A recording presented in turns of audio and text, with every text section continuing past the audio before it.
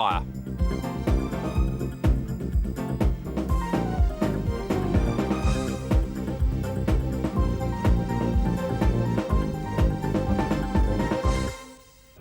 A new car for Juha Kankkunen in Sanremo, the high-wing Toyota that he'd driven very successfully in Australia.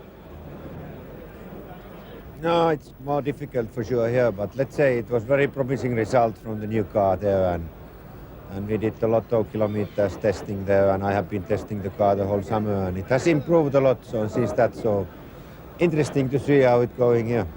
And what's the main difference between the new car and the old one? Everything.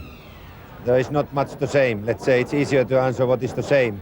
The same is the driver and the seats. And the driver remained as quick as ever. Francois Delacour was back, and he too was expected to go well here on what is predominantly a tarmac event. He was the first man on the road and expected to do exceptionally quick times. He was far fitter than he had been for the Thousand Lakes Rally, so people were expecting to see the real Delacour once again. Tommy Mäkinen had his second new car in 2 rallies. This time he was driving for Mitsubishi. He would retire though early. Special Stage 5 saw suspension breakage, the exit of Mäkinen. Juha Kankkunen with the new Toyota suffered from poor handling on the opening day, but nonetheless this was all going to be good development for Toyota's 1995 Challenger. It was a rather subdued Colin McRae that came to Sanremo, but at least he was keeping out of trouble and being smooth. He wasn't going to be a threat for honours, but he was going to be right up there and fighting. Mickey Biasion was eager to do well here on his own home ground, and indeed on the opening day had put up a far better performance than at any time during the rest of the season. Maybe he was being inspired by 2 more very rapid escorts, the first of them driven by Franco Cunico. Having crashed out in Corsica, he was eager to score a second victory in succession here in Sanremo. His car was run by the Jolly Club. Armin Schwarz had a real fight with a very confident Tommy Mäkinen as his teammate here in the Mitsubishis. With Mäkinen's early demise, it was left to Schwarz to uphold the Japanese manufacturer's honour. Didier Auriol, with his battered Toyota, had a day punctuated by a brief off, but nonetheless he held second place behind early rally leader Carlos Sainz.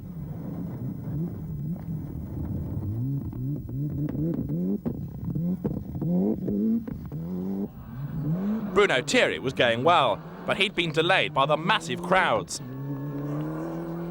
As he battled his way to get to the next stage, he was delayed by the enormous number of spectators and got a 30-second road penalty for lateness. No troubles at all, though, for Carlos Sainz. The Spaniard, driving on the limit, moved into an early lead. It was one he was going to be very reluctant to relinquish.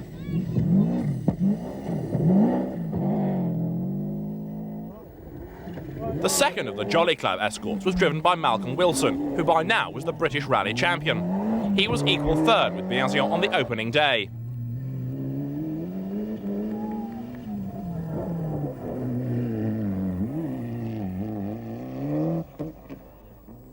With the unfamiliar Martini-liveried escort having gone through, it was on to the next stage, where Carlos Sainz was once again driving at 100%. In fact, sometimes it appeared he was driving over the limit. This, the proof. The Subaru running out of road and clobbering a bank. Thankfully, he was able to rejoin, and the time lost was minimal.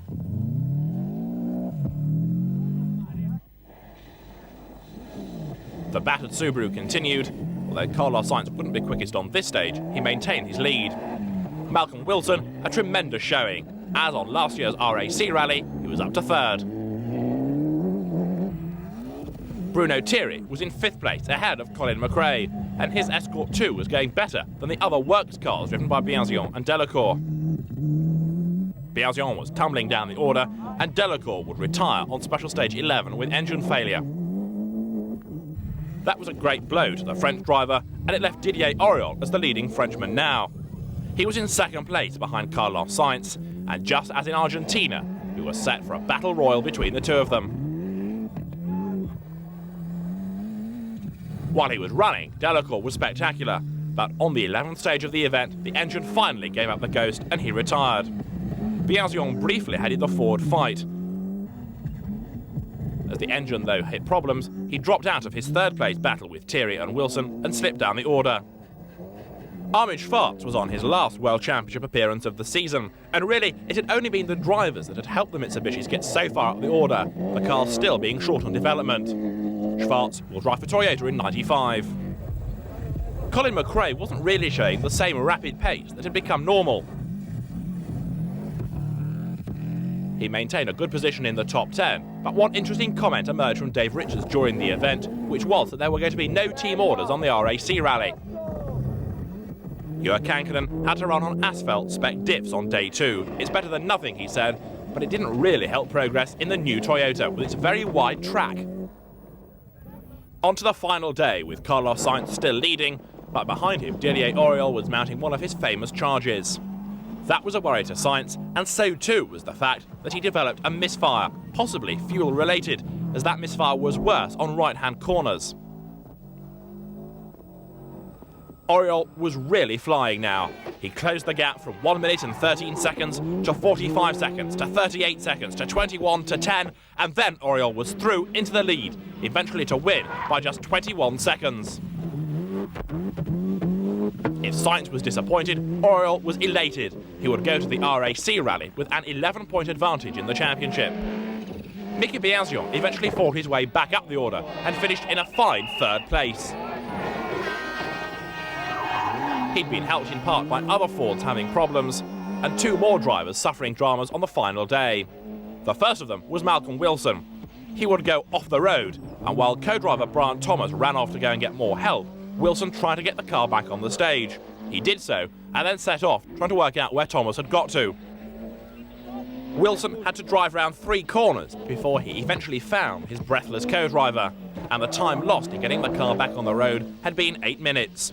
It dropped Malcolm Wilson down to 9th. Up then moved Bruno Thierry. The Belgian driver would finish in 4th place. All season long he'd been impressive. He had 1 more rally to go. A relatively unspectacular performance by Colin McRae meant that he finished in 5th place at the end. But this had been an important event for him. He hadn't made any mistakes, and he'd proved that he could be conservative. Juha Kankkunen used the rally as a good test session for the Celica. He finished in 7th place overall. He, like Biaggion, was helped by 2 drivers having problems on that final day. The first of those 2 drivers, Wilson, we know about, but the second driver to hit problems was Armin Schwarz with the Mitsubishi. The young German driver had 2 rear punctures on the last day, and then on the next road section, the fuel line ruptured. What should have been a gentle drive between stages turned out to be a nightmare for Schwarz. As soon as that fuel line ruptured, the car ignited and eventually became a crisp. His rally was over, and so too was the life of the car.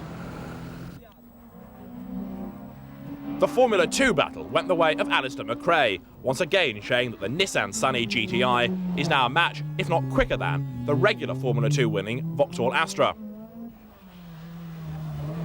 23rd came Paolo Andreucci with his Renault Clio. Isolde Holderried with the Mitsubishi Lancer Evolution not only won the ladies section of the rally, but also the FIA Ladies Cup Championship, partnered by Tina Turner, who'd sat next to Louise Aitken-Walker in her championship-winning year. Second in Group N for Jesus Puras was enough to keep his lead in the championship, and he would go to the RAC rally battling with Isolde Holderried to see who came out on top. Toyota from Subaru, from 2 Fords, from the second Impreza. 6th was Kuniko ahead of Kankkunen in 7th, with Wilson dropping to 9th and Jorge Vica's Lancia rounding out the top 10.